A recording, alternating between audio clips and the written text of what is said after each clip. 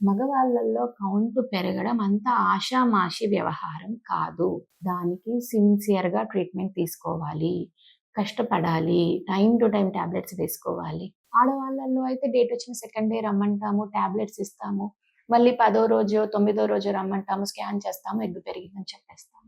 ఆడవాళ్ళల్లో egg పెరిగి release కావడానికి 15 రోజులు, 12-15 రోజుల టైం పడితే, మగవాళ్ళల్లో ఒక స్పెర్మ్ తయారై, మెచ్యూర్ అయి, పెనిస్ గుండా బయటికి రావడానికి 90 రోజుల టైం అప్రాక్సిమేట్‌గా పడతది. అందుకని మగవారికి ఎవరైతే ట్రీట్మెంట్ తీసుకుంటున్నారో చాలా ఓపికగా తీసుకోవాలి ట్రీట్మెంట్. డాక్టర్ దగ్గరకొచ్చి మేడం టాబ్లెట్స్ రాసేయండి అన్నంత ఈజీగా ఎఫెక్ట్ అన్నది రాదు.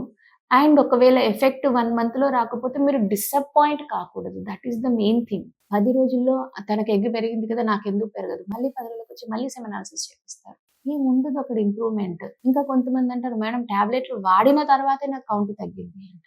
టాబ్లెట్‌లు కౌంట్ తగ్గిచ్చే టాబ్లెట్స్ ఇప్పటిదాకా ప్రపంచంలో ఎక్కడ రాలేదండి. కౌంట్ ఎందుకు తగ్గింది అంటే, మీరు ఆ రోజు ఇచ్చిన రోజు 5 మిలియన్స్ ఉంది. ఈరోజు 4 మిలియన్స్ ఉంది.